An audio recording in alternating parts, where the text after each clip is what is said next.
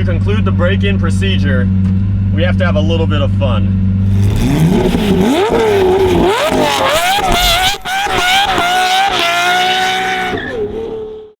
All right, so we are here in Las Vegas. You can see the beautiful strip skyline behind me now.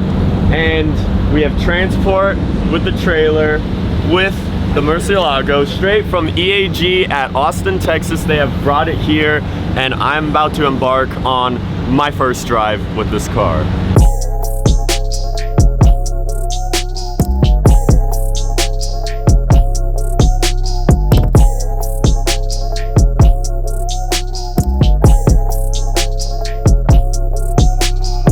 Well, here she is with the insane gated manual shifter and 3 lovely pedals down there in the super narrow pedal box. I do want to disclose that this shifter that they have put in for the car is still slightly shorter than the factory and the one that they will be putting in future cars down the line. This is the quickest one that they were temporarily able to make for me in order to get the car here in the time that it did, and they will be sending me their improved official shifter. So if that just happens to look a little short for some various nerdy Murcielago people out there that notice, don't worry about that. But you can see there the engraving on the 1, 2, 3, 4, 5, 6 and the reverse. This button is useless. I'll have to black out this, or maybe leave it as a little Easter egg, but that's useless. My paddles right here, they are just unbolted and they are taken out. You don't have to do any cutting or anything like that. If you wanted to be real try hard, you could buy a whole new steering column cover, and that'll cover that up right there. But man, I am so excited.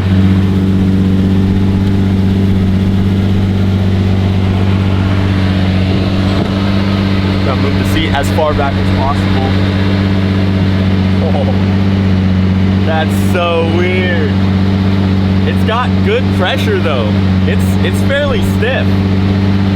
And yeah, there is not much room. Like you can see my feet down here. Barely, my other foot wants to touch the wall over on the side and into each other, but let's go, let's.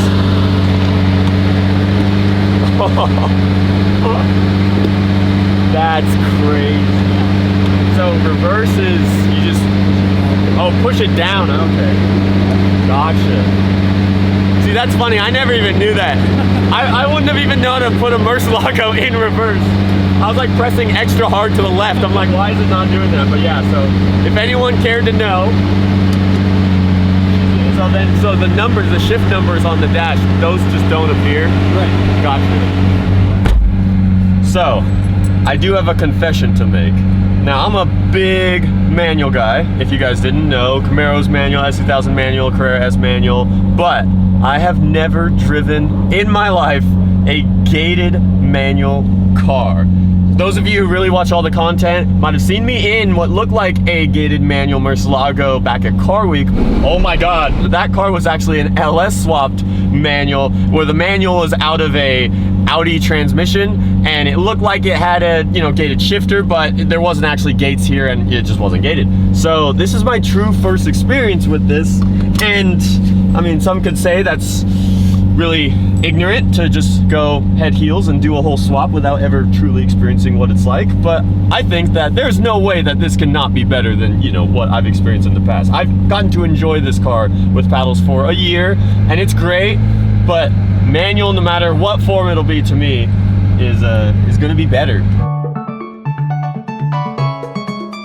Ladies and gentlemen, we have a special box delivered, and it is from our sponsor at Factor. Oh yes, we got mango smoothies this time. I love these. Factor delivers fresh, never frozen, dietitian approved meals right to your doorstep. And for someone like me, who's always on the go, always out filming, doesn't have time to go hit the grocery store or lay out a fully cooked meal, Factor is efficient. Factor helps you keep track of your nutritional goals by giving you routinely delivered meals so that you can work on your own personal growth. But if you happen to be out of town or you have some scheduling conflicts, you could always adjust when your meals arrive. Someone like me specifically has a sweet tooth and doesn't really do well with healthy meals. So they offer snack options like a mango smoothie, which of course happens to be my fave. And that's overall my favorite thing about it, is that the choice is yours. You guys can choose from a weekly menu of 35 different options, from Calorie Smart, Protein Plus, Vegan and Veggie, and more.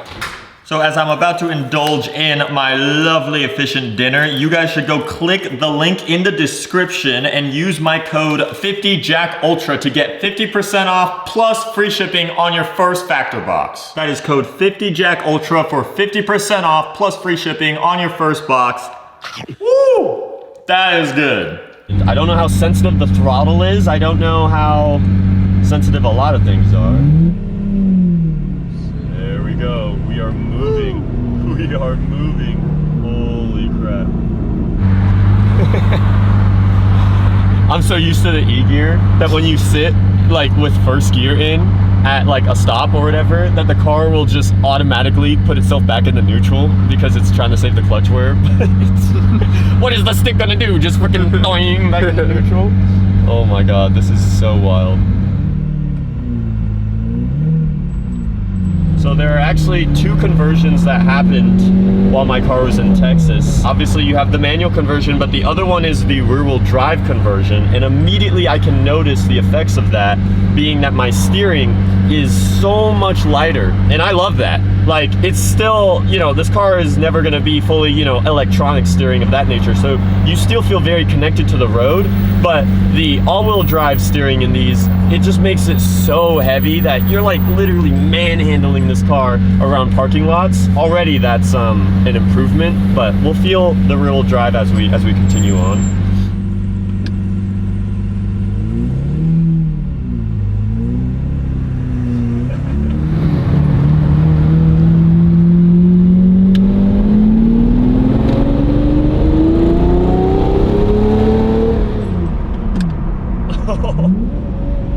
Oh my god. Oh my god, okay. 2 to 3. Whew. Oh! Dude, it makes every gear feel like an event. That is crazy.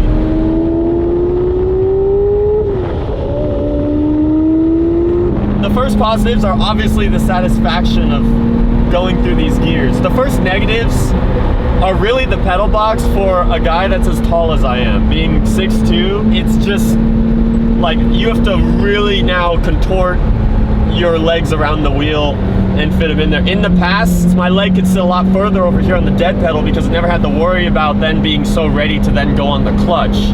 But now that it has to always kind of be ready to go on the clutch whenever in need, it has to really like, both legs are kind of like pinched to the wheel, if that makes any sense. Whereas in the past, they could just really hang out over here. There are still going to be some subtle improvements. The shifter itself, they also have different variants of pedals that they also want to try out.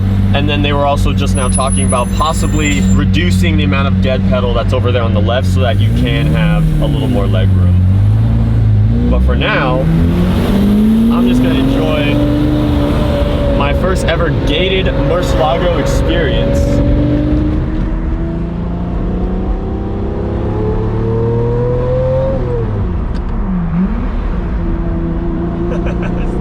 This is crazy. I've never felt so much drama in just a simple 1-2. Like, it's like, holy, we're going in, we're locked in. We're gonna test out our turning radius with the rear-wheel drive. No. Oh. Down.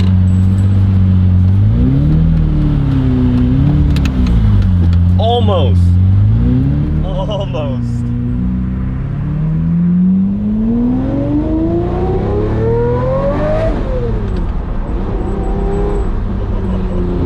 Used to a screaming V12 when you shift gears. Like, it's such a weird sensation.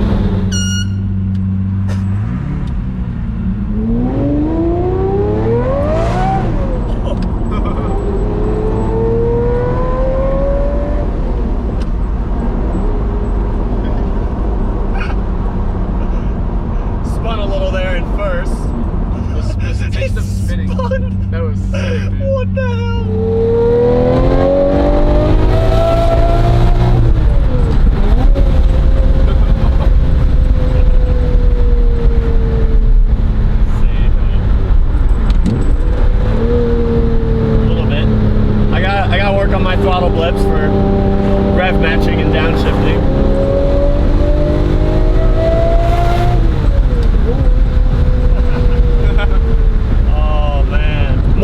drive things noticing, there's definitely, you definitely feel way more torque initially. There's way less drivetrain loss now. The car actually feels a lot faster in a straight line. And on top of that, because you have way more torque and no front wheels to help manage that, it can spin pretty easily. And despite being in the desert and it being sunny outside, it's not exactly that warm. So we've already experienced a little slippage.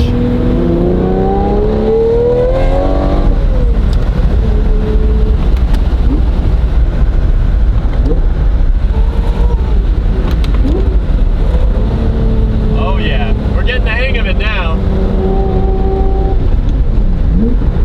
And the most important part of all of this, there are no lights on the dash whatsoever. That's actually a strange thing for any Murci, really. Whether it's a factory manual, factory E-gear, whether it's a low mileage car. I mean, these things just naturally pick up check engines just because, like, for instance, my car is catless. But there's literally nothing, nada. And so anyone else that's doing manual swaps, that's what I want to see. Not only, you know, your car running and driving like this, but I want to see no lights on the dash, because that's the real thing that the guys at EAG, they got down with here. Whoa.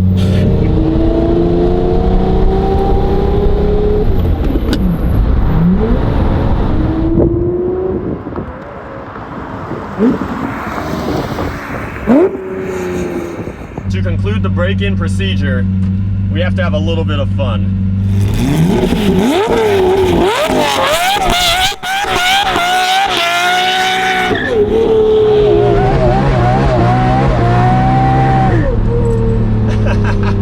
Oh my God. Alright, I'm not gonna do that again for another year. I say that, but that was so addicting. That was, oh my God, that was the best thing ever. How was that?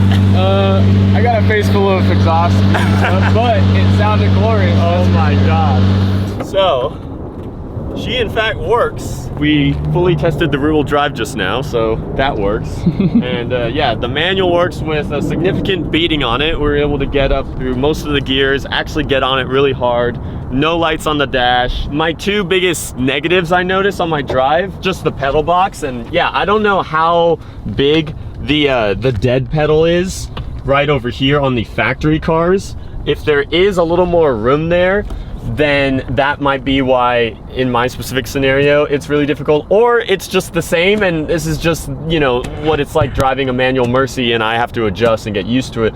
But I think there actually could be some room for improvement by kind of moving the dead pedal over a little bit or shortening it, and then having a lot more room for your feet to do the work, just because simply, like, my shoes are literally like getting stuck on each other. And then the next thing is, as far as how the shifter feels, it's really smooth overall. It goes into reverse, but this could be because all the machinery is all fresh, and maybe with over time it'll get better, but every now and then there's just a little bit of interruption, a little bit of binding when it feels like going in through, and so they just might have to make a little bit of tweaks here and there. And overall, I've never truly driven a gated car before, so I don't really have any other gated cars to compare to how this feels.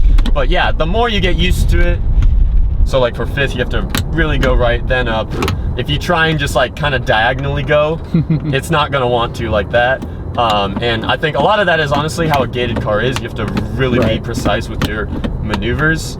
But I'm just curious if there's any adjustment room for that. But definitely this car is significantly improved than it was with the E-gear. I would literally hand off this car to someone and have more confidence in their abilities to drive it in the form of a manual than in the form of E-gear. And that sounds crazy because obviously it's an automatic car. How can that be more difficult? Well, if you were to truly drive it with actually preserving the automatic and the E-gear and the clutch, then there'd be a lot of innuendos and a lot of little tactics and things that I have to teach them.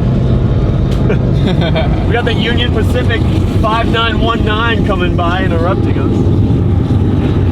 teaching a stranger how to drive e-gear, there's so many more tips and pointers and stuff that I have to show them, like stopping at a light and making sure it's in neutral, or when on a hill to foot brake, and all these little things that in a manual car is very straightforward. You either know how to drive manual or you don't, but if you do, then this car is a lot easier than it once was. And then of course the rear wheel drive, which is something that EAG also took care of, allows for way less drivetrain loss, a lot of lighter steering, and little tire spinach and little burnies as you guys just saw previously. Thank you guys so much for watching this video. Stay tuned for when we take it to some meets and other things with the rest of SEMA week here. And this will be JackUltraMotive signing this off.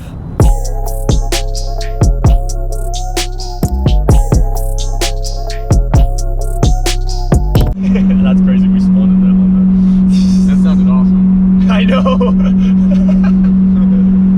That did not feel like what I thought it would feel like. No, not at all. For some reason, I think of a car like this, I kind of expect it to be really like the truck almost, like, but like it was so smooth. Yeah. It was actually scary because it's like, if that went south, like holy crap, you could have